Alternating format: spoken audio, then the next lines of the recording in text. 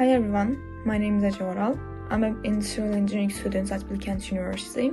Today I will be presenting you my Physics 102 project about the magnetic field on a coil. The materials I used was a Gauss meter to measure the magnetic field, a copper wire with different lengths, and a power source to supply the current. The aim of this project is to see how is current, the length of the coil, and the turn number affects the magnetic field inside of it.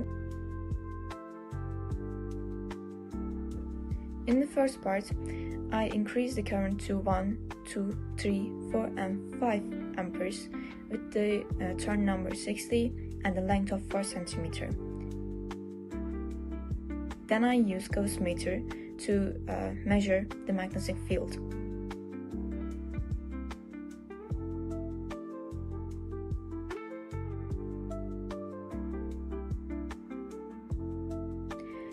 Then to compare with it, I put these results into the equation we know and compare them with the measurement I get from the Gauss meter.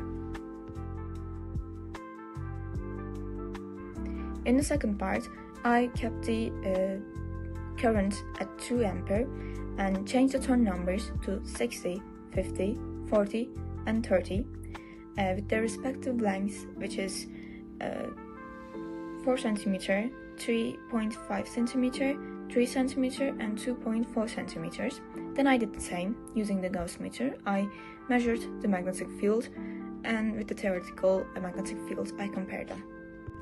In the last part, I increased the length of the coil, including the wires, to see how the length affects.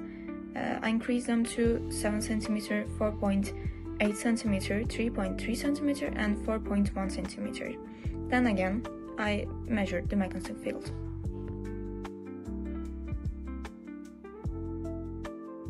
What we observed in the end was, as we can see in the equation, the current, the turn number, was parallel with the magnetic field. And when I increased them, the magnetic field increased respect to them.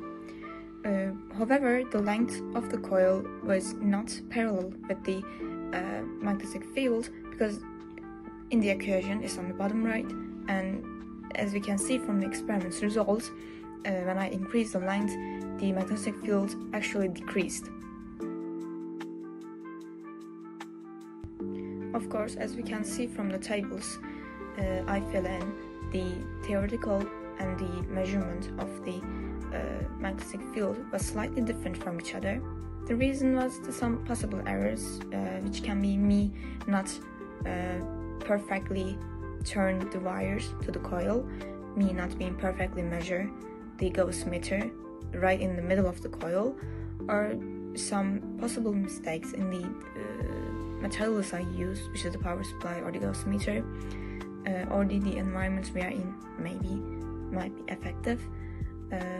In the end, overall, we saw the current, the length, and the turn number is affects according to the equation. Thank you for watching.